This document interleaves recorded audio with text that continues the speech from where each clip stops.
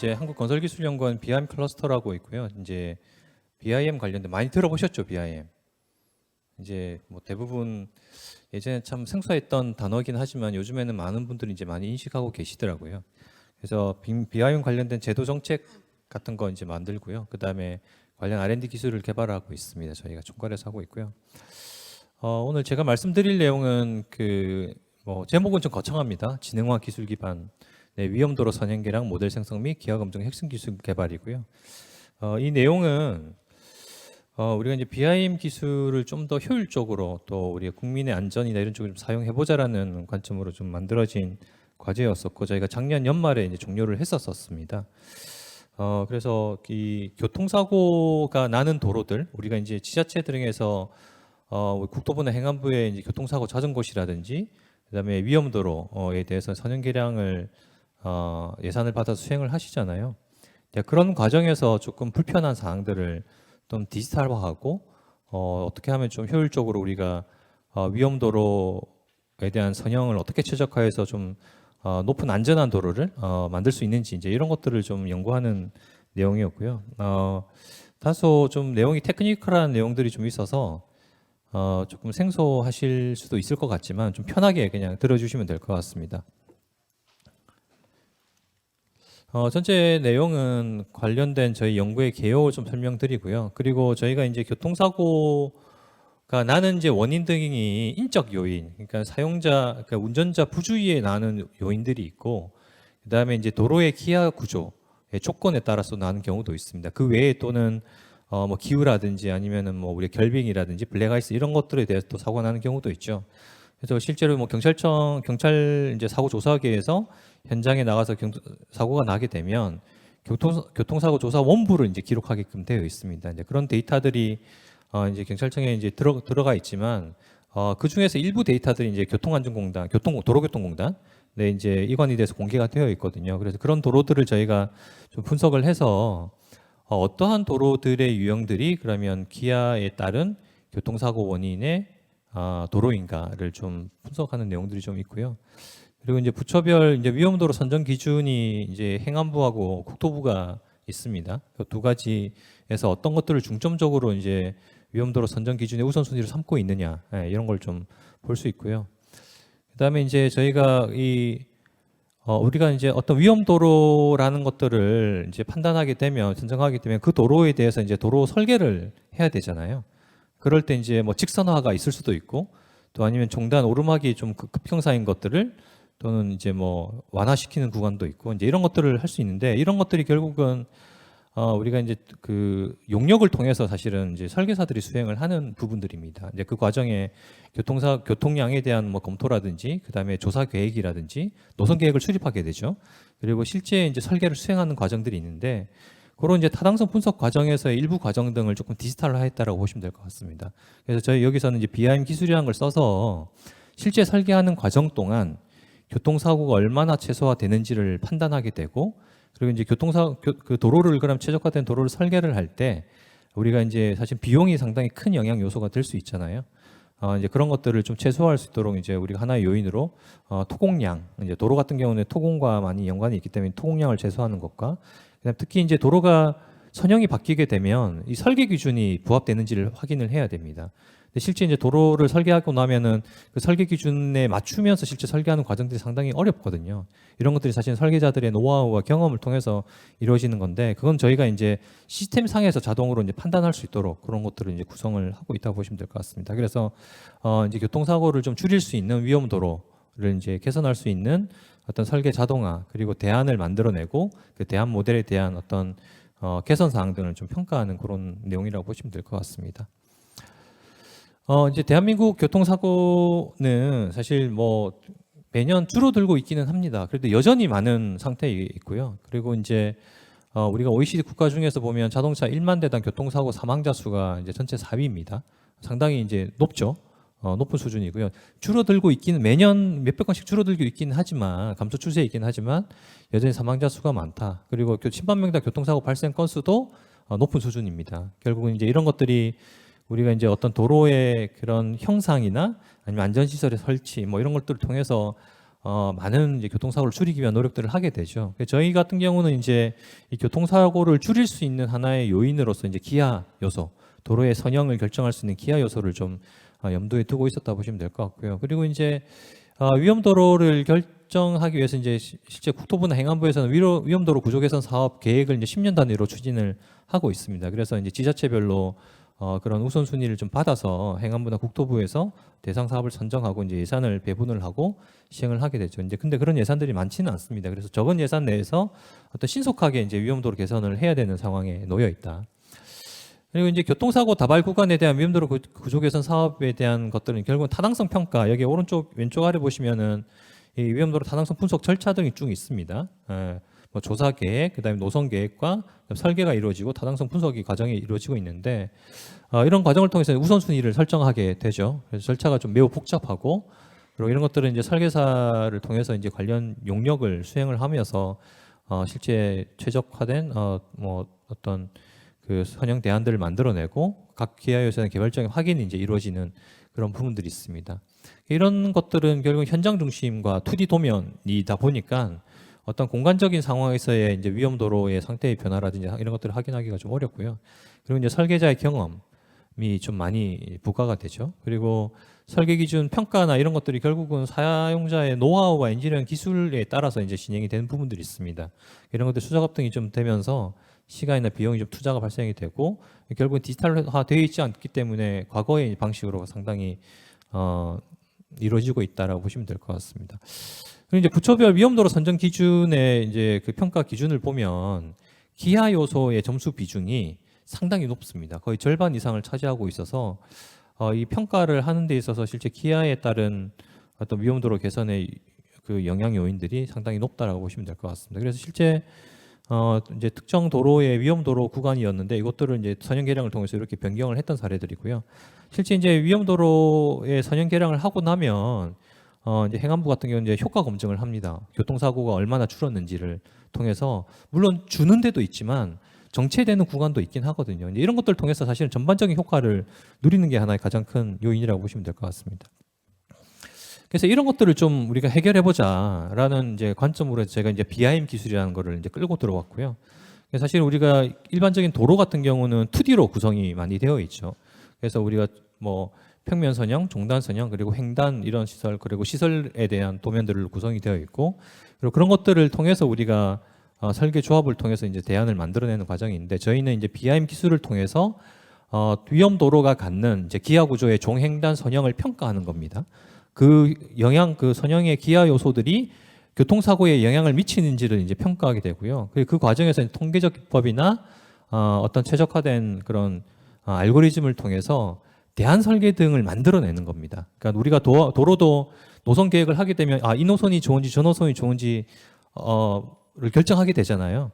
그리고 뭐 정치적 영향에 따라서도 노선이 바뀌기도 하고, 그런 것들을 우리가 이제 기존 2D 도면을 놓고 하는 게 아니라 이미 이제 만들어진 디지털 모델이 있으면 그 모델을 가지고 선형을 바꿔보가면서 즉각적으로 이제 변형되는 사항 등을 확인할 수 있는 그런 것들을 이제 수행하게 되고, 그 가상 환경 내에서 대안에 대한 어떤 다양한 그 교통사고 영향, 그리고 비용에 대한 영향, 설계 기준에 대한 영향 등을 우리가 이제 평가해서 근본적으로 이제 위험을 좀 최소화할 수 있는 그런 체계를 만들자라는 게 요 PEM이라는 기법입니다. 이거는 이제 제가 만들어낸 이론이고요.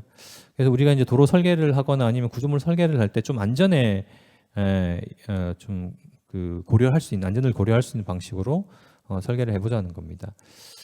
그 대상은 저희가 이제 기존 국도나 지방도, 국도, 이제 뭐 지자체에서 관리 구간도 포함이 되어 있고요.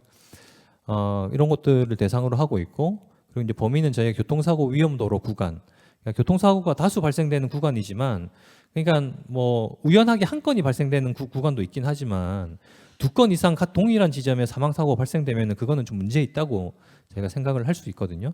그런 것들을 대상으로 좀 정리를 했다고 보시면 될 것 같고요. 그리고 저희가 이제 이 교통사고의 기하 요소 등에 따라서 사고가 발생되는 수 있는지를 이제 평가하기 위해서 교통안전공단의 이제 빅데이터를 저희가 이제 가지고 와서 그런 영향 요소나 이런 것들 좀 분석을 했었습니다. 그래서 이제 기존의 2D 도면 방식 등을 이렇게 이제 BIM이라는 설계 기법 우리가 이제 그냥 그려내는 방식이 아니라 어떤 좀 프로그래밍이라는 코딩 과정을 통해서 설계를 좀 더 자동화하는 방식으로 구현을 했고요. 그 모델이 만들어지면 실제 그 모델을 기반으로 이 도로가 안전한지 안 한지를 판단을 하게 됩니다. 예, 판단된 결과를 가지고 다양한 이제 대안들을 만들어내고요. 각 대안별로 위험도의 수준을 확인할 수 있고, 그다음에 토공량에 대한 변화, 그다음에 설계 기준에 대한 부합 조건 등을 이제 확인할 수가 있게 됩니다. 그래서 최종적으로 우리가 어떤 대안이 최적 조건이다라고 해서 답을 딱 하나 정해주는 게 아니고요. 뭐 100개의 대안을 만들어주면 그 중에서 이제 상위 3개 정도를 선정하거나 또는 5개를 선정을 해서 우리가 의사결정에 좀 도움을 줄 수 있도록 그렇게 이제 대안을 제시해주는 방법으로 구성을 할 수 있다고 보시면 될 것 같습니다. 이거는 이제 해외 사례고요. 해외는 이미 이제 BIM 기술이라는 게 이미 어느 정도 보급이 되고 안착화되어 있습니다. 그래서 모든 도로, 뭐 건축, 인프라 구조 시설 등을 2D 설계를 하지 않습니다.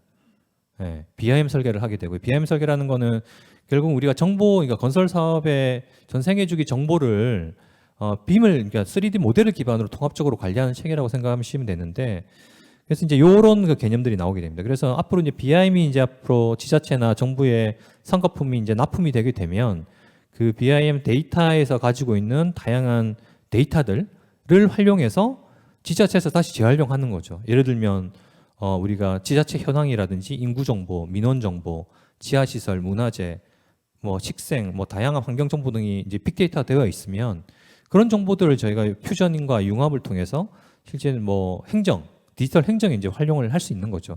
이런 게 이제 비슷한 개념인데, 실제 이제 영국 같은 경우는 이게 2017년에 나온 보고서입니다. 그래서 이 도로 설계를 하는데 이 각각의 이제 다른 형태를 가지고 있죠. 이게 각 도로마다의 선형을 결정지을 수 있는 다른 외부 영향 요소들을 빅데이터 분석을 한 겁니다. 그렇게 해서 이제 결합을 하게 되고 최종적으로 이 데이터들을 퓨전하게 되면 이걸 만족시킬 수 있는 또는 영향을 최소화할 수 있는 방향의 도로를 설계를 하게 되는 거죠. 예, 그런 게 이제 요즘에 각광을 받고 있습니다. 그래서 이미 이런 설계부터 해서 조달, 그다음에 생산, 조립까지 해서 이 전체적인 딜리버리 과정, 이 생산 주기의 딜리버리 과정을 이 데이터를 통해서 이루겠다라는 게 이제 하나의 큰 목표였고요. 이게 이제 그렇게 만든 개념을 가지고 실제 영국의 하이웨이 잉글랜드라는 데가 있습니다. 우리나라로 따지면 도로공사고요. 한국도로공사.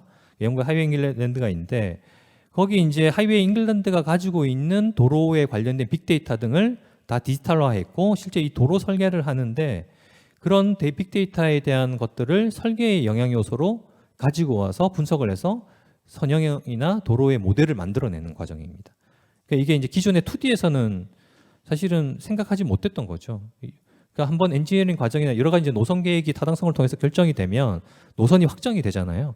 확정을 통해서 이제 기본 실설계가 이루어지는데 그런 과정 등이 다 전부 다 이제 어떤 전문가들의 이제 경험과 노하우 이런 것들을 통해서 이루어졌다는 거죠. 근데 이제 앞으로 이제 데이터가 신뢰성을 가지고 이제 저장이 되게 되면 이런 것들을 여기 계신 분들도 직접 해볼 수 있는 환경으로 바뀔 수 있다는 겁니다. 그래서 여기 영국의 브라이든 우드라는 회사가 있는데 실제 토목 설계사가 아니에요. 건축 설계사가 요거를 개발을 한 겁니다. 그 우리나라의 도로공사에 해당되는 영국의 하이웨이 잉글랜드라는 곳에서 이런 거를 개발한 거예요. 그래서 전체 도로의 선형을 결정 지을 수 있는 외부의 영향 요소를 빅데이터로 끌고 오고 그거를 분석을 해서 각 구간마다의 영향이 최소화되는 도로의 선형 체계를 만들어내는 거죠. 그래서 선형이 결정이 되면 그 선형에 따라서 도로의 형태를 결정짓게 되고 도로의 전체적인 본체 모델을 디지털화하게 모델링할 수 있는 그런 얘기라고 들으시면 될 것 같습니다. 그래서 이제 이것들을 좀 해결하기 위해서 저희가 비슷한 방식을 좀 접근을 했습니다. 그래서 뭐 영국 같은 경우는 뭐 교통, 그다음에 뭐 민원, 그다음에 뭐 환경, 그다음에 여러 가지 이제 복합적인 변수들을 취합을 했지만 저희는 이제 초창기 연구이기 때문에 교통사고라는 것들을 좀 가지고 빅데이터를 분석을 통해서 실제 그것들에 대해서 이제 위험이 최소화될 수 있는 선형을 만들어내고 그거에 따른 이제 평가 기술을 개발하는 이렇게 이제 구성을 하고 있고요. 처음에 아까 말씀드렸던 이제 생성 단계에서 기존의 이제 수지 지형도 또는 위성 사진 또는 도로의 2D 도면 아니면 또 우리가 이제 그 로드뷰 같은 이제 정보를 복합해서 실제 위험 도로가 대상이 이제 선정이 되면 그 대상에 대해서 BIM 모델로 만들어내야 됩니다. 네, 그 과정을 이제 수행하는 과정이고요. 그렇게 이제 만들어내게 되면 실제 그 만들어진 모델, 그러니까 지금 현재 위험도로라고 판정된 그 디지털 모델이 사고의 위험이 어느 정도 되는지를, 교통사고 위험이 되는지 어느 정도를 판단하게 되고요. 그 다음에 비용에 영향을 주는 이제 토공량 계산, 그리고 실제 설계 기준의 조건이 부합이 되었는지를 이제 판단하게 되는 거죠. 그렇게 이제 분석을 하게 되고, 그럼 그 과정을 통해서 그 영향 요소 등을 최소화할 수 있는 다양한 대안들을 생성하는, 그 과정 동안 교통사고 위험도 최소화, 그다음에 토공량 최소화, 그다음에 그 설계 기준의 부합 조건을 만족할 수 있는 대안들을 상생해서 이제 디지털 모델을 구성할 수 있도록 그렇게 정리하고 있습니다. 그래서 기존에 이제 2D나 이런 것들을 가지고 수행에 대한 어떤 경험적, 전문적인 체계 등을 이제 BIM을 통해서 어떤 통계 기법을 우리가 분석하고 최종적으로 이제 설계 대안을 만들어낼 수 있는, 우리가 이제 설계 기준 검증도 설계를 변경하는 과정에 바로 일어납니다. 이제 그런 것들이 하나의 중요한 요인이고요. 그러면 이제 처음으로 이제 교통사고가 이제 다양한 요인에 의해서 발생되기는 하지만, 과연 이제 기아 요인에 따라 교통사고가 발생되는지를 한번 좀 찾아봤습니다. 근데 사실은 찾기는 쉽지 않아요. 왜냐하면 그 이제 교통사고 그 발생 시점과 그 위치 조사를 할 때 경찰 사고 조사에서 나오면 그 교통사고 조사 원보란 걸 이제 쓰게 됩니다. 다 기록을 하게 됐는데 상당히 이제 신뢰성이 좀 떨어져요. 예를 들면 사고 위치가 도로상에 위치를 해야 되거든요. 근데 그 GPS 오차에서 저기 산의 꼭대기에 가 있고요. 저기 바다에 가 있습니다. 근데 그게 그러면 이제 교통사고 조사를 정확하게 했다고 보기는 어려울 수 있겠죠. 물론 조사를 정확하게 했지만 뭐 들고 가는 위치 측정을 하는 뭐 GPS 좌표에 오류가 생길 수도 있는 거고요. 아니면 기록할 때 이거를 이제 지도상에 매칭을 할 때 뭐 좌표를 입력하는 오류도 생길 수가 있거든요. 이런 여러 가지 이제 문제점들을 좀 우리가 좀 봤습니다. 그래서 교통사고 조사 데이터를 수집을 했고 기초 통계를 통해서 어떤 도로들이 그러면 기아 요소에 따라서 교통사고가 발생이 되는지를 한번 찾아봤습니다. 그래서 도로교통공단의 타스 시스템이 있고요.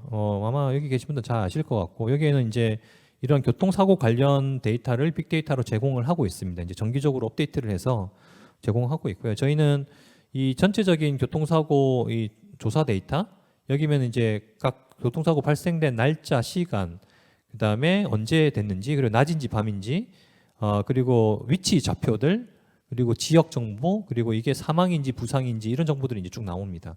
그럼 이제 현장에서 실제 그 도로 상태에 대한 기하 정보가 여기는 들어가 있느냐? 안 들어가 있습니다.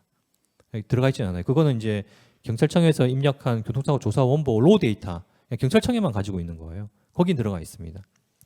근데 여기는 없기 때문에 저희가 일단은 사망 사고가 일단은 가장 치명적인 요인이 되겠죠. 그래서 저희가 2012년부터 20년까지 총 37,000건에 대한 사례 DB를 가지고 좀 분석을 했습니다. 그래서 기초 통계이고요. 이거는 기본 사항입니다. 그래서 연간 교통사망이 건수가 사실은 줄어드는 패턴을 보이는 건 사실이죠. 근데 여전히 이제 OECD에 비해 높다. 그리고 이제 뭐 주야간의 교통사고 발생 빈도를 보면 이제 이 퇴근 시간 대 주로 많이 발생을 하고 있고요. 시군구별로 저희가 이제 맵에다가 한번 뿌려봤습니다. 봤더니 이 수도권을 중심으로 이렇게 이 라인으로 이렇게 따라옵니다. 이 보면은 이제 경부고속도로, 이 고속도로 라인이죠. 그래서 실제 이 대도시 중심으로 한 이 고속도로 라인으로 사고가 많이 발생이 되더라라는 걸 알 수 있고요. 그럼 이제 교통사고의 사망과 도로 선형이 어느 정도의 상관성이 있는지를 좀 봤죠. 우리가 이제 그 위험도로 선형 평가를 할 때 그 회전 구간, 도로에 이제 우리가 회전 구간이라 하죠. 그 회전 반경이 있는 구간인데 그 구간과 이제 오르막 내리막 차로를 결정하는 종단 구간이 있습니다. 이제 그 정보를 가지고 그 회전 구간이 140m 이내인 구간 또는 그 종단 구배가 7% 이상인 구간, 이런 구간들이 있는데 실제 이제 그 종단 경사, 이제 이게 회전 반경이고요. 이게 종단 경사입니다. 이게 회전 반경이 커지면 커질수록 교통사고가 줄어드는데 갑자기 900m 이상이 되면은 이렇게 확 튀어버립니다. 이게 어느 구간일까요? 이게 저희가 좀 그 지도 그 위치를 매칭을 했더니 이게 고속도로 구간이에요. 고속도로 구간. 고속도로 구간 대부분 다 직선화되어 있잖아요. 회전 반경이 최소 1km 이상이거든요. 네. 근데 실제 이제 패턴이 맞지 않죠. 우리가 상식적으로 봤을 때 그래도 직선인 구간이고 종단 구배가 낮게 되면 사고가 덜 나겠지. 이런데 고속도로는 그게 이렇게 영향이 없다는 거죠.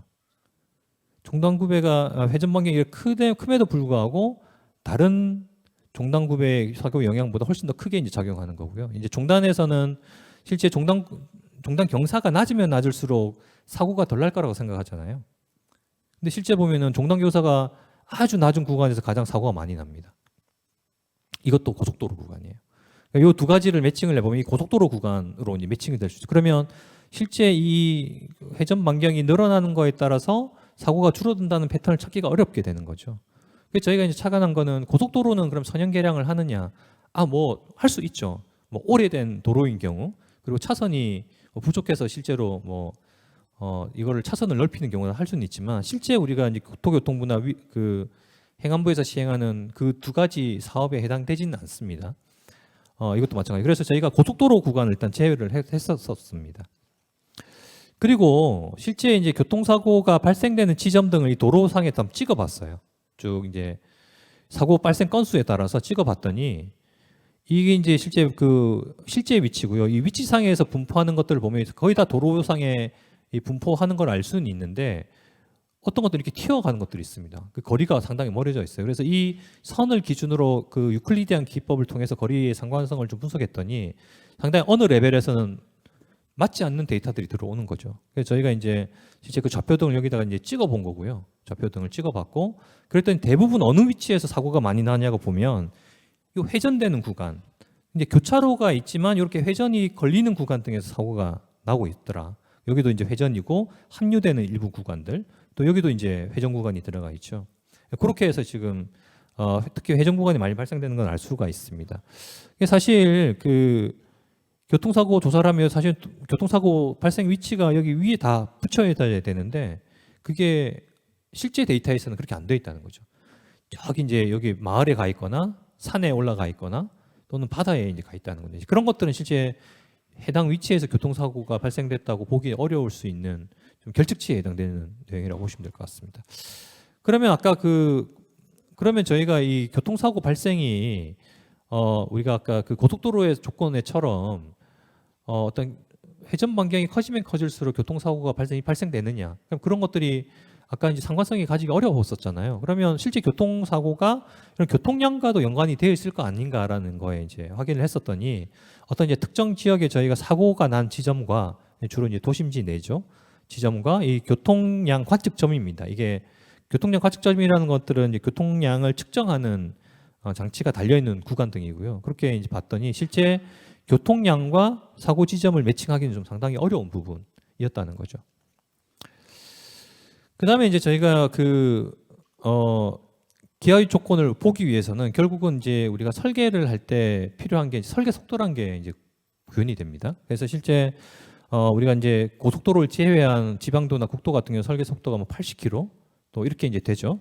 그래서 그런 것들을 가지고 저희가 설계 속도만 있는 것들을 37,000건 중에서 좀 뽑아봤더니 15,000건 정도가 실제 설계 속도가 부여가 되어 있습니다. 이거 설계 속도는 실제 그 교통안전공단의 데이터에 나와 있는 건 아니고요.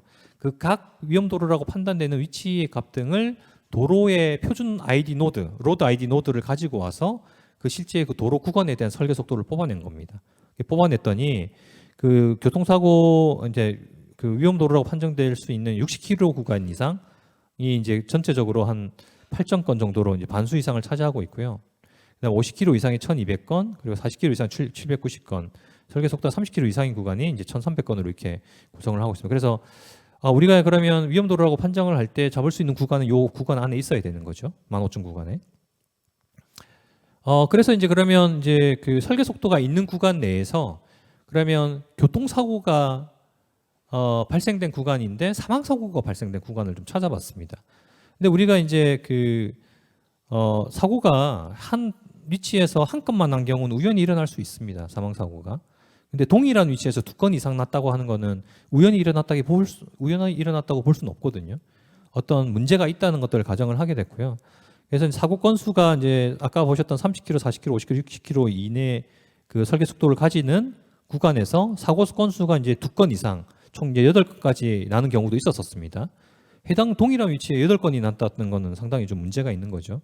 전체 이제 1,227건이 설계 속도 60km가 가장 많지만 여러 가지 이제 그 사고 건수가를 고려를 했을 때 1227건이 실제 37,000건 중에서 이제 사고가 일어났다. 그래서 사고에 대한 다발된 구간 등을 좀 봤더니 이제 주로 교차로 구간이 있었고요. 그다음에 합류 구간, 그다음에 전부 다 이 회전 구간 등에서 많이 발생을 했었습니다. 물론 이게 완전히 기하적인 영향이라고 말을 하기는 어렵지만 그런 영향에 가깝게끔 영향을 미친다라고 볼 수 있는 거거든요.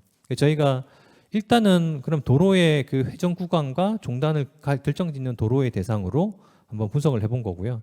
그리고 이제 교차로 구간 같은 경우는 선형 계량을 하기는 쉽지 않습니다. 교차로 구간에 이제 사고가 나는 경우는 주로 안전시설의 미비, 교통신호등이라든지 또는 보행자 횡단보도 이런 것들에 대해서 영향을 미치기 때문에 실제 저희가 그 선형 계량을 위해서 대상으로는 요 구간 등은 이제 제외를 했죠. 그래서 고속도로인 구간과 교차로인 구간을 제외한 나머지 구간 등이 이제 국도에 해당이 된다고 보시면 될 것 같습니다. 그래서 저희가 이제 아까 얘기했던 그 60km 구간인 그 설계 속도를 가지는 대상을 기반으로 저희가 실제 아까 얘기했던 회전 반경이 커지면 커질수록 사고 건수가 줄어드는지를 이제 패턴을 찾아야 되는 거죠. 그래서 봤더니 고속도로를 제외하고 교차로 구간을 제외한 이후 나머지 설계 속도를 가지는 위험도로 구간에 대해서 봤더니 실제로 교통사고가 이 기아에 영향을 미치더라라는 걸 알 수 있는 거죠. 저희가 그래서 그런 과정을 통해서 역으로 추정을 해놓은 겁니다. 그래서 평면 곡선 반경이 이제 작을수록 사고 발생 건수가 증가하고요. 그다음에 종단 경사가 클수록 교통사고가 빈발한다. 그다음에 양자 모두 반대의 관계도 성립을 하겠죠. 그다음에 이제 이런 것들을 가지고 그 기하 요인을 가지고 이제 부처별로 위험도로를 선정하기 위한 선정 기준 등이 있습니다. 여기 보시면 이제 행안부 지방도 위험도로 선정 기준이고요. 그래서 교통사고 특성이 이제 평가 항목이 되어 있고, 그다음에 기하 구조 특성, 그다음에 교통 운영 특성, 지자체 특성이 있어요. 이 지자체 특성은 지역 요구입니다. 그러니까 지자체에서 요구의 그런 의지를 이제 보는 거고요. 그다음에 교통 운영 특성은 교통량이나 안전시설의 이제 적합성을 보는 거고, 나머지는 교통사고 특성입니다. 여기 두 가지를 보시면 이 교통사고 특성을 제외하고는 다 똑같습니다. 항목이 기하 구조와 교통 운영 특성, 이게 이제 환경적인 부분이고요. 그다음에 기타도 지자체 특성하고 동일하겠죠. 국토교통부와. 여기 보시면 이제 그래서 행안부 같은 경우는 기하 구조 특성, 그러니까 횡단 구성과 평면 선형, 종단 선형, 위험도를 평가하기 위한 기하적인 요건을 평가하는 점수가 40점입니다. 100점 만점에. 전체적으로 이제 40%의 이제 가중치를 가지게 되는 거죠. 국토교통부 같은 경우는 당연히 이제 어떤 건설적인 부분이 있기 때문에 55점에 해당되는 더 높은 형태의 이제 가중치를 가지게 되는 거고요. 여기와 여기의 차이는 뭐냐면 여기는 이 횡단 구성을 결정짓기 위해서 좀 주관적인 평가 기준 등이 들어가 있어요. 근데 이제 국토부 같은 경우는 이 기준이 정해져 있습니다. 곡선 반경, 전후도로 상황, 시거가 200m 이하이냐, 종단구배 7% 이하이냐. 사실 이런 정보 등을 가지고 기하 구조에 대한 위험성을 평가를 할 수 있어야 되거든요. 그럼 기존에 이 해당도 위험하다고 생각되는 도로가 이런 기하 구조로 다 판정이 될 수 있는지를 판단하려면 사실 타당성 분석을 보내야 됩니다. 이게 시간이 많이 걸리는 거죠. 그래서 이런 것들을 디지털 모델이 빔 모델이 있으면 그 정보를 그냥 각 기하 요소를 뽑아내면 이거를 자동으로 다 판단을 할 수 있다는 거죠. 그래서 이제 전체적으로 이제 그 국토교통부의 평면 곡선의 반경 140m 이하인 구간, 아까 여기 보셨다시피 곡선 반경과 이제 종단 구배, 저희가 다른 것도 다 동시에 뭐 결정할 수 있지만 일단은 가장 교통사고에 영향을 크게 줄 수 있는 이 두 가지 항목을 가지고 저희가 일단은 분석을 좀 했습니다. 그래서 평면 곡선 반경 140m 이하와 종단가 7% 이상을 기준으로 해서 아까 37,000건, 그러니까 그 기준으로 이 두 가지가 만족되는 것들은 1,138건으로 이제 분류가 됐죠. 그래서 37,000건에서 위험도로가 어느 도로가 위험하다는 걸 이제 알 수가 있다는 거죠. 그래서 하나가 해당이 되는 것들은 2,800건, 그리고 종단경사만 해당되는 건 5,100건인데 이 두 가지가 만족되는 것들은 1,138건으로 이제 분류가 됐습니다. 그래서 그다음에 이제 여기서 교통사고, 그러니까 1,138건 중에서 교통사고 2건 이상이 발생되는 것들을 뽑아냈더니 그 범위가 확 줄어들었습니다. 77개. 그래서 그 도로들을 가지고 저희가 전체적으로 위성 사진을 통해서 도로의 위험의 수준을 평가를 하게 돼요. 저희가 이제 이렇게 눈으로 보는 거는 그냥 주관적인 평가예요. 위험하구나, 진짜 위험하구나. 저희가 이렇게 분류를 했던 과정의 통계 기법 등이 실제 위치상에서 봤을 때 얼마나 위험해 보일 수 있는지를 판단을 하는데 실제 그 도로들이 위험해 보였습니다. 보면 저희 각각의 도로에 대해서 로드뷰도 확인을 좀 해봤고요. 물론 이제 현장을 나가지 않고도 도로의 상태를 알 수는 있겠죠. 그래 그 위치에서 이제 교통사고 왜 나는지에 대한 판단도 가능하다는 겁니다. 그래서 저희가 이제 이런 것들을 가지고 위험도로 선정 기준을 좀 만들었습니다. 그래서 실제로 도로의 최적화를 위해서는 이 그러니까 모델이 변경이 될 때, 그러니까 도로의 기존 선형을 교통사고 발생되지 않는 도로의 선형으로 바꿀 때 교통사고가 얼마나 최소화되는지를 판단하는 어떤 평가 지표가 필요하거든요. 그래서 저희가 그거를 PTD 지수라는 거를 만들었어요. 만들었고요. 그래서 아까 이제 국토교통부에 나와 있는 요 기하 평가 항목들, 곡선 방향, 전후도로 상황, 시거, 종단 구배, 차선폭 이 값들이 실제 도로에서 요걸 만족하는지 안 하는지를 이제 평가하는 것들로 들어가게 됩니다. 그래서 여기다 가중치를 넣게 되고요. 실제 여기에 조건에 해당이 되면 요 A, B, C, D라는 값이 1과 0.5로 구분이 됩니다. 그래서 이 전체적으로 각 값들을 집어넣게 되면 종합 점수가 나오게 되고요. 그 종합 점수가 이 해당 도로의 교통사고의 위험도를 수준을 확인할 수 있는 지수가 됩니다. 그래서 여기 이제 보시면은 각 도로에 대한 이 가중치 값들은 여기 결정되어 있는 값이 절대값은 아니고요. 현장에 있는 도로의 특성에 따라서 전문가들이 HPP 평가를 하게 됩니다. 그렇게 되면 내가 뭐 광주시냐 아니면은 뭐 나주시냐에 따라서 실제 이 가중치 값이 다 달라지게 되는 거죠. 이거는 전문가 평가에 의해서 이 가중치 값을 결정하게 되고요. 이 결정된 값이 입력이 되면 이 전체적인 종합 점수가 산정이 되게 됩니다. 그래서 최종 점수가 높으면 이제 높을수록 이제 1에 가까우면 가까울수록 교통사고가 위험이 큰 도로라고 이제 평가를 할 수 있고요. 점수가 낮으면 낮을수록 안정성이 높은 도로, 사고 위험이 낮은 도로죠. 최저 점수가 0.5로 이렇게 구분이 될 수 있습니다. 그래서 저희가 전체 1이라는 점수에서 0.5라는 점수까지 점수 분포를 이렇게 만들었고요. 그렇게 해서 이제 다른 여기 뭐 광주 사례도 나오긴 하죠. 저희가 이거는 그냥 무작위 필터링을 했어요. 위험 도로라고 대상이 되는 구간에서 필터링을 했더니 그 도로의 실제 선형이라든지 전후도로상 이런 것들을 좀 평가를 해서 PTD 점수, 교통사고 위험이 어느 정도 나타나는지를 봤더니 위험한 수준으로 평가가 되는 거죠. 경북도, 전라도, 부평구. 근데 이게 실제 도로가 그렇다는 게 아닙니다. 저희 연구 결과와 평가 기법을 통해서 판정된 근거라고 보시면 될 것 같아요. 그럼 이런 도로들이 나중에 이제 선형 계량을 할 수 있는 대상이 되게 되고 실제 이제 설계사들이 수행하는 타당성 분석이나 이제 실제 기본 노선 계획과 설계 과정에 이런 것들을 쓸 수가 있는 거죠. 그래서 이제 기존 도로의 상태 등이 이제 만약에 개선이 된다고 했을 경우, 전후도로 상황이나 그다음에 종단 구배의 상황이 개선되면 실제 이런 PTD 점수 등이 개선이 됨을 알 수 있고요. 그럼 이런 것들이 이제 설계상에 반영이 되려면 각 도로의 구간마다의 위험도의 형태가 시각적으로 표시되도록 컬러 값을 부여해 줄 필요가 있을 것 같아요. 그래서 전체적으로 저희가 좀 그 컬러 스킴을 좀 다양하게 뒀지만 이거는 뭐 사용자가 요 구간을 전체적으로 매우 위험으로 보겠다라고 하면 그렇게 정할 수도 있습니다. 이거는 사용자 옵션에 따라서 정할 수 있고요. 저희는 좀 다양하게 좀 분포를 시켜놨고요. 아까 이제 보셨던 여러 가지 상황에 대해서 이제 128가지 이제 가정을 가지고 저희가 평가를 했습니다. 그리고 앞에 보셨던 요 내용을 가지고 PTD 평가를 했을 때 앞에 사례는 이제 좀 위험하게 나왔고 여기는 좀 낮은 위험을 낮이는 걸 나왔고요. 그럼 이게 이제 우리가 그냥 사용자가 평가하는 방식이죠. 그러니까 이거를 이제 컴퓨터가 평가할 수 있는 방식으로 좀 바꿔야 됩니다. 그래서 저희가 이제 그 C3D라는 도로를 3차원 설계하는 도로 툴이 있습니다. 거기에 이제 위험 도로라고 해당이 되는 도로를 그 수지 지형도와 위성 사진 그리고 로드뷰를 가지고 저희가 역으로 도로의 빔 모델을 만들어내고 그 만드는 과정을 아주 손쉽게 만들 수 있도록, 그러니까 우리가 설계하는 과정을 그렇게 아주 잘 모르더라도 절차를 따르면 도로 3D 모델을 한 번에 생성시킬 수 있는 것들을 만들어내고요.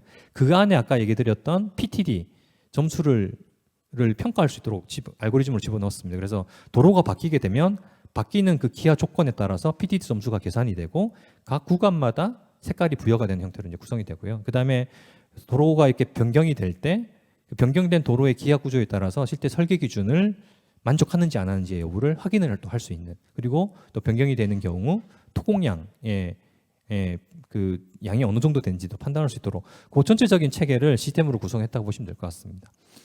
실제 우리가 일반적인 도로의 절차죠. 평면 선형 설계하고 종단하고 횡단 구성하고 그리고 3D 모델 생성하고 그리고 뭐그 3D 모델의 횡단에 있는 평면 구성 요소를 변경하고 물량 산출로 구조물 배치하는 이런 과정을 거치게 되죠. BIM도 마찬가지예요. BIM도 설계를 하지만 이런 툴을 통해서 실제 이런 과정을 거쳐서 복잡하게 설계하는 과정을 거치게 됩니다. 근데 이게 상당히 어려워요. 그러니까 이제 엔지니어링의 노하우들이 계신 분들이 이런 것들을 수행해야 되는데 실제 노선을 변경하고 생성하는 과정들이 어려우면 안 되거든요. 그래서 저희가 이제 이런 것들을 알고리즘화 시켜놨습니다. 그래서 요거를 하나의 UI, 그러니까 하나의 그 설계 환경으로 통합을 시키고 절차적으로 따르기만 하면 도로가 그냥 생성되게 되는 거죠. 그래서 우선 이거를 먼저 만들 필요가 있다.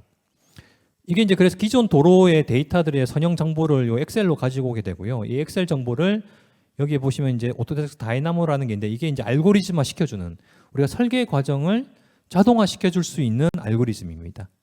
그렇게 알고리즘을 구성을 하게 되면 이런 게 생겨요. 이렇게 플레이가 생기죠. 이게 이제 모델을 생성시키는 플레이입니다. 그래서 이 도로 데이터를 이 알고리즘을 통해서 집어넣으면 이 모델이 이렇게 만들어지는 거예요. 이렇게.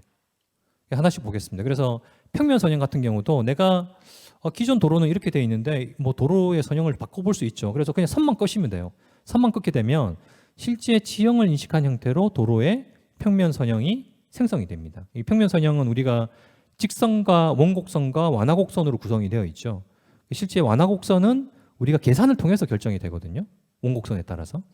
그래서 실제 그거를 우리가 계산하지 않더라도 선을 그냥 직선으로 끊는 것만으로도 도로의 선형을 결정 지을 수 있습니다.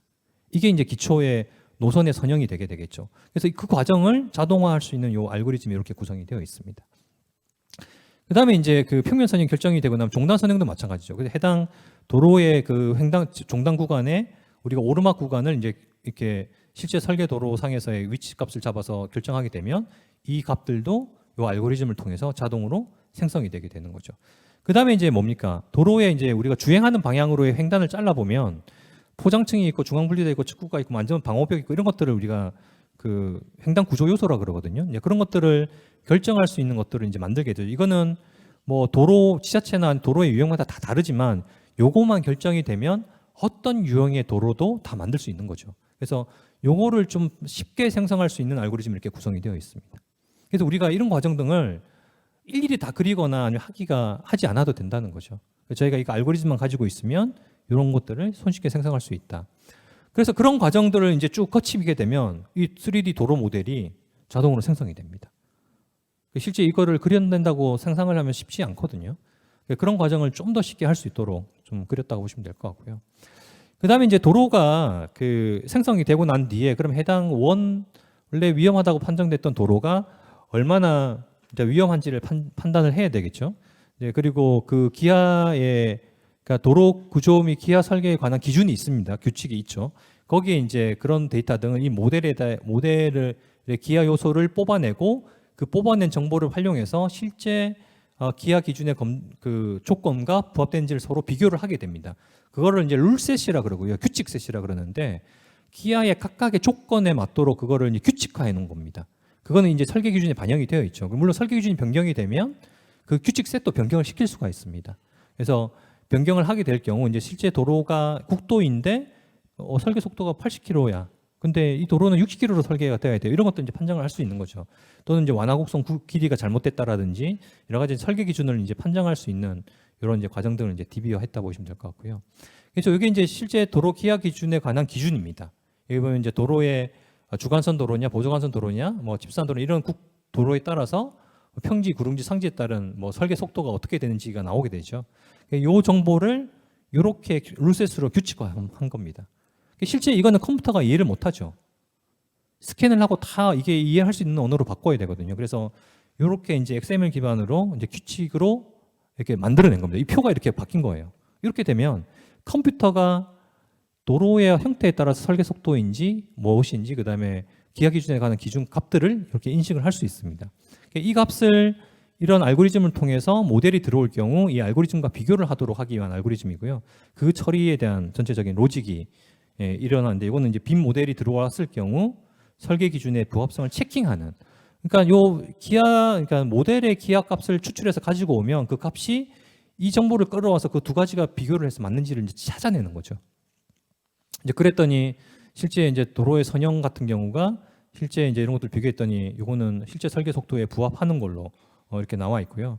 그리고 여기 부분은 실제 부합되지 않은 걸로. 그러니까 도로구조칙상에서는 설계 속도가 80km여야 되는데 이거는 설계 속도가 잘못 설계돼 있다는 걸로 나와 있는 겁니다. 그러면 선형을 조정을 해야 되겠죠.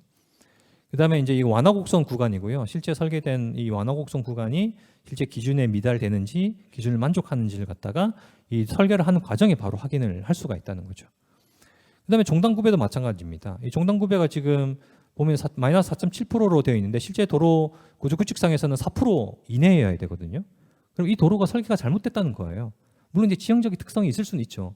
근데 시공을 하고 끝나버리거든요. 그러면 사고가 발생이 됩니다. 그럼 실제 선형 계량할 때 이런 것들을 가지고 선형 계량을 할 수 있는 근거로 쓸 수 있고요. 결국은 방금 보셨던 그런 그 설계 기준의 조건들, 그러니까 모델로부터 추출되는 정보 등을 가지고 위험도로 선정 기준의 기하 조건을 우리가 평가할 수 있는 근거로 쓸 수 있다는 거죠. 그래서 이제 그렇게 이제 도로 모델이 만들어 설계 기준도 체크를 했습니다. 그러면 실제 그 도로가 변경이 될 때, 선형이 변경이 될 때 위험 교통사고가 최소화될 수 있는 도로의 형태가 어떻게 되는 거냐를 판단을 해야 되겠죠. 그래서 이 최적화는 도로 선형에 최적화는 이 이제 회전 구간이 있는 IP 값, 우리가 이제 그 PI 값이죠. 포인트 오브 인터섹션이라고 해서 우리가 그 이 값을 조정함으로써 선형이 결정이 되거든요. 그래서 그 값을 최적화해서 결정을 하게 되면 그 값들을 가지고 PTD에 대한 지수를 함수를 이제 계산하게 됩니다. 그리고 계산된 값들은 각 대안별로 엑셀에 기록이 되게 되고요. 그 기록된 정보를 가지고 통용량이랑 코리도 모델을 반영해서 최적화 모델을 구성을 할 수가 있습니다. 이게 이제 실제 도로의 선형이면 이게 원래 이제 위험 도로라는 선형이면 이거를 요 값들을 PI 값들을 변경시킵니다. 이 변경시키는 것도 요 설계도상에서의 이제 바운더리를 가지고 다양한 위치로 변경을 해보는 거죠. 이것도 동시에 이제 변경을 시키는데 변경을 한번 할 때마다 선형의 값이 바뀌게 되고 그럴 경우에 도로의 위험도 값이 자동으로 계산이 되고 토공량도 계산이 되고 그렇겠죠. 그런 과정을 이제 설명을 해주고 있는 거고요. 그랬더니 저희가 이제 10번을 돌렸습니다. 돌렸더니 이제 이게 원래 도로예요. 원래 도로. 이 흰선이. 이게 이제 원래 흰선이 이제 원래 도로의 선형인데 이거를 이제 실제 최적화해서 돌렸더니 이렇게 선형이 바뀌는 겁니다. 이렇게 바뀌는 거죠. 이게 사용자가 바뀌는 게 아니라 컴퓨터가 이제 그 루틴을 돌릴 때마다 내가 100번 돌릴 거야 라면 이런 형태가 100개가 생성이 되고요. 그다음에 뭐 10개만 돌릴 거예요. 그러면 이렇게 여기처럼 10개만 생성이 됩니다. 돌렸더니 돌리는 동안 토공량과 이렇게 도로 사고, 교통 사고의 위험도 값이 이렇게 계산이 되게 됩니다. 되게 되죠. 지금 이제 전체 도로 사고의 위험도지만 공구를 분할하는 경우 또는 내가 위험도를 관리하는 구간을 분할하는 경우에 대해서 또 위험도를 관리를 할 수 있는 거죠.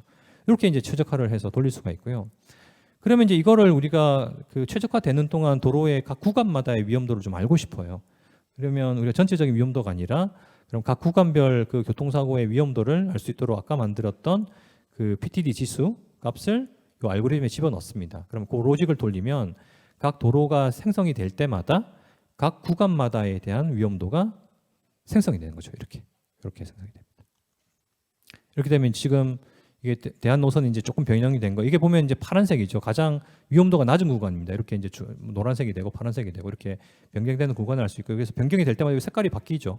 파란색으로 바뀌었다가 이렇게 바뀝니다.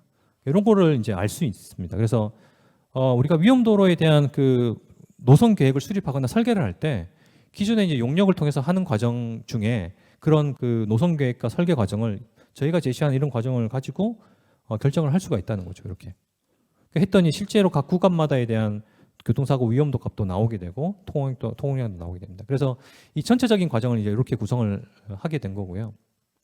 제가 샘플을 가지고 한번 해봤더니 물론 요거는 사례가 그렇게 좀 나이스한 사례라서 위험도 감소율이 한 6% 정도 됐지만 다른 사례들은 한 25% 이렇게 나온 경우도 있습니다.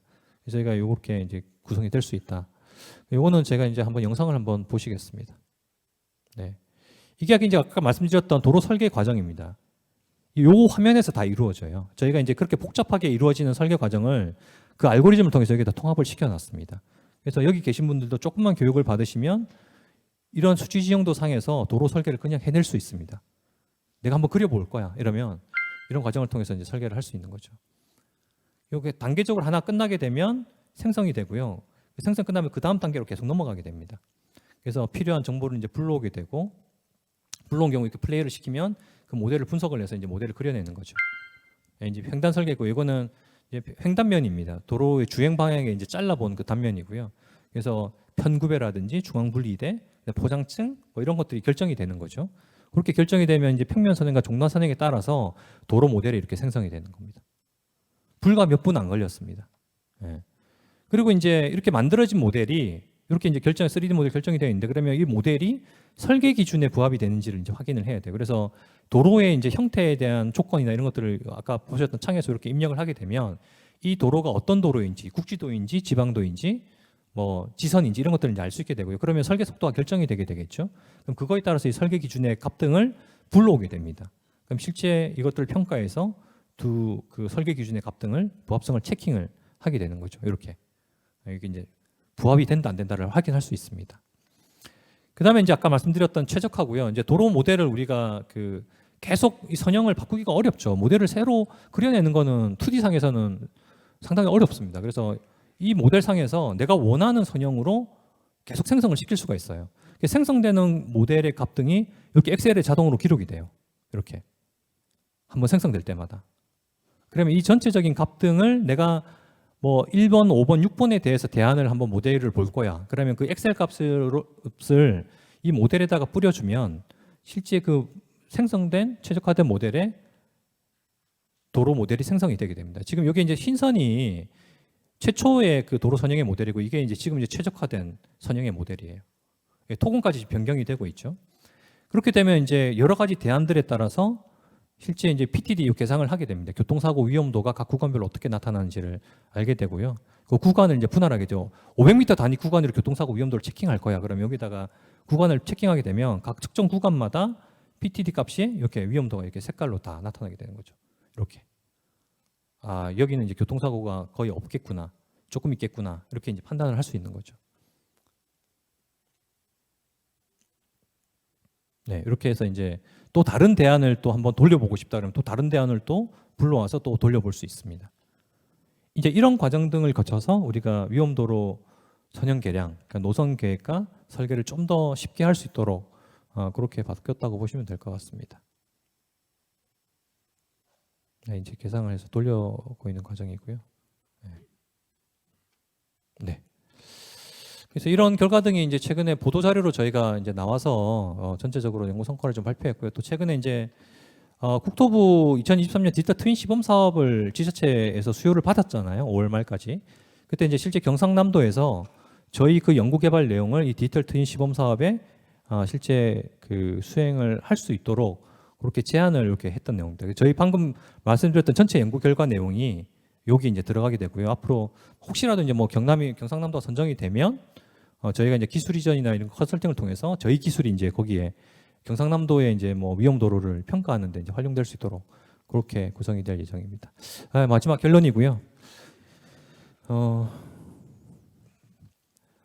뭐 사실은 이거는 뭐 국토교통 위험도로 개선 사업 시 기하 요인에 따른 교통사고 위험도로의 뭐 신속한 확인을 위해서 뭐 기존에 이제 이런 과정 등을 좀 개선했다고 보시면 될 것 같고, 그리고 이제 설계사를 통해서 뭐 많은 비용을 들이고 시간을 들일 수도 있지만 이런 시스템이 이제 지자체에 갖춰진다고 하면 내가 한번 생성을 해볼 수 있다는 거죠. 디지털 모델만으로 기하 요소에 따른 교통사고 위험도도 평가할 수 있고요. 그리고 비용도 앞으로 이제 비용 요소가 들어오게 되면 비용도 확인할 수가 있겠죠. 네. 그다음에 필요하다 그러면 이제 BIM이라는 건 결국은 도면도 만들어낼 수가 있거든요. 그럼 특정 단면의 도면도 뽑아서 볼 수도 있습니다. 그리고 이제 이런 위험도로 우선순위 결정을 위한 어떤 참고 자료로 저희가 쓸 수 있도록 이 체계 등을 좀 통합했다라고 보시면 될 것 같고요. 그리고 이제 이 최적화와 기하 검증 과정에 뭐 할 수도 있지만 앞으로는 지금은 우리가 여기에 최적화 과정에 교통사고만 들어가 있습니다.